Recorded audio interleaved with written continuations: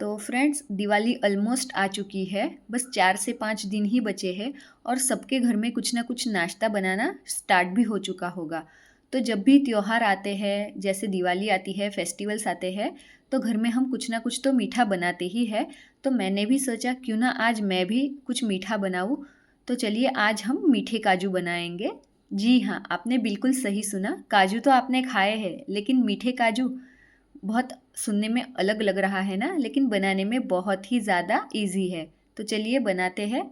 इसे बनाने के लिए सबसे पहले मैंने 1 कप मैदा लिया है, साथ में 1/3 कप मैंने चीनी ली है और 1/4 कप मैंने दूध लिया है। साथ ही यहाँ पर मैंने एकदम बारीक वाली जो सूजी होती है वो ली है और यहाँ पर मैंने 3 से 4 इलायची ली है, जिससे हमारे जो ये मीठे काजू है इसका टेस्ट बहुत ही बढ़िया आएगा।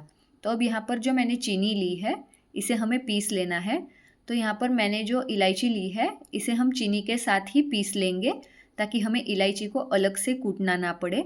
तो यहाँ पर चीनी की जगह पर आप मिश्री का भी यूज़ कर सकते हैं। और यहाँ पर मैंने जो चीनी ली है वह मैंने अपने टेस्ट के अकॉर्डिंग ली है।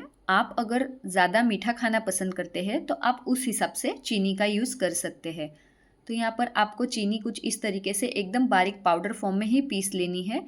और अब ये चीनी पीसने के बाद हमें इसे अच्छी तरीके से छान लेना होगा। तो अब यहाँ पर सबसे पहले तो हमें एक डो बना लेना है मीठे काजू के लिए। तो सबसे पहले तो हम एक बाउल में हम मैदा डालेंगे और साथ ही साथ यहाँ पर मैंने थोड़ा सा गेहूं का आटा ऐड किया है। आप अगर चाहें तो ये मीठे काजू सिर्फ प्लेन आटे से भी बना सकते हैं। और इसी के साथ साथ अब मैंने सूजी ऐड कर दी है और जो मैंने पीसी हुई जो चीनी है जिसे मैंने अभी छान लिया था वो भी हम ऐड कर देंगे। और अब हम ऐड करेंगे इसमें 1/4 टेबल स्पून हमारा बेकिंग सोडा जो आता है, जिसे हम खाने वाला सोडा भी कहते हैं, वो ऐड करने के बाद अब 2 बड़े टेबल स्पून मैंने देसी घी लिया था। तो उसे मैंने एकदम प्रॉपर तरीके से अच्छे से गर्म कर लिया था और फिर मैंने इसमें मोयन के लिए ऐड किया है। तो अब हमारा जो ये घी जब थोड़ा सा ठंडा हो जाएगा तब हम अच्छे से इस आटे को अपने हाथों से मसल लेंगे और इसे एकदम हल्के हाथों से हमें मसलना है, ताकि हमारा घी और हमारा जो बेकिंग सोडा है ये आटे में एकदम ही प्रॉपर तरीके से मिक्स हो जाए। तो जब भी हम आटा गूँथेंगे तो हमें बिल्कुल भी प्रॉब्लम ना आए। तो अब मैंने आटे को एकदम बढ़िया तरीके से मिक्स कर लिया था। तो अब हमें आटा गूँथने के लिए यहाँ पर दूध का इस्तेमाल करना है। तो यहाँ पर जो मैंने दूध लिया है वो नॉर्मल रूम टेम्परेचर वाला दूध लिया है। आप अगर चाहें तो इस आटे को आप पानी से भी गूँथ सकते हैं, लेकिन अगर आप इस तरीके से दूध से ये आटा गूँथते हैं तो आपके जो ये मीठे काजू है ये बहुत ही ज़्यादा एकदम कुकीज़ की तरह इनका टेस्ट आएगा। तो अब यहाँ पर थोड़ा सा मैंने पानी का भी यूज़ किया है। एकदम प्लेन मैंने दूध से ही ये आटा बिल्कुल भी नहीं गूँथा है।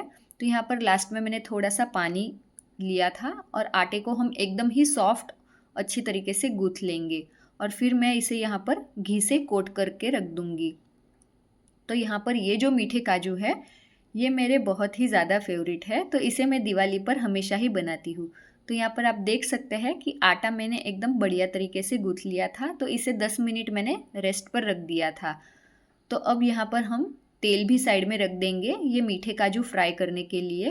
तो हमारा आटा एकदम बढ़िया तरीके से मैंने गूँथ लिया है और गैस पर मैंने तेल की कढ़ाई भी चढ़ा दी है। तो अब यहाँ पर हम आटे के 3 से 4 पार्ट, मतलब कि इसे आटे को डिवाइड कर लेना है। तो इस आटे की हमें बड़ी बड़ी लुइयाँ बना लेनी है। तो यहाँ पर आप देख सकते हैं कि मैंने 3 मोटी मोटी लुइयाँ बना ली है, जिसकी अब हम रोटी बेल लेंगे। तो यहाँ पर सबसे पहले तो चकले पर हमें मैदा या तो आप गेहूं का आटा भी इस तरीके से फैला सकते हैं और इसे अब हमें रोटी बेल लेनी है। तो रोटी हमें एकदम ही मोटी बेलनी है, जिससे हमारे जो ये मीठे काजू है एकदम ही बढ़िया तरीके से मोटे मोटे और एकदम ही ज़्यादा सॉफ्ट बने।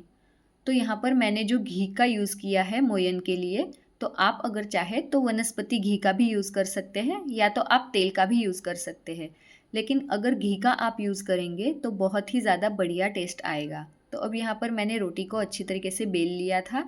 तो यहाँ पर आपके पास अगर कोई दवाई का ढक्कन है तो उस ढक्कन को आप इस तरीके से यूज़ कीजिए और ये जो रोटी है इसे आप इस तरीके से काजू का शेप दे सकते हैं। तो इसी तरीके से आपको सारे काजू बना लेने हैं और ये जो मेथड है ये बहुत ही इजी है। आप थोड़ा सा हल्का सा प्रेस करेंगे रोटी पर और इस तरीके से इसको अपने साइड अगर खींचेंगे तो काजू एकदम ही इजीली निकल आएंगे। तो है ना एकदम ही इजी। तो इसी तरीके से अब हमें सारे काजू को बना लेना है। तो यहाँ पर आप देख सकते हैं कि एकदम ही बढ़िया तरीके से हमारे जो ये काजू है ये रेडी हो चुके हैं। तो यहाँ पर साथ साथ ही मैंने तेल भी चढ़ा दिया था गैस पर। तो सबसे पहले हम देख लेते हैं एक काजू इसमें डाल के। तो तेल काफ़ी बढ़िया हद तक गर्म हो चुका है। तो अब इसमें हम थोड़े थोड़े काजू ऐड करते जाएंगे और इन्हें गैस की लो फ्लेम पर हम फ्राई कर लेंगे। तो गैस की फ्लेम को हमें बिल्कुल भी हाई नहीं करना है, हमें इसे एकदम लो फ्लेम पर ही फ्राई करते रहना है।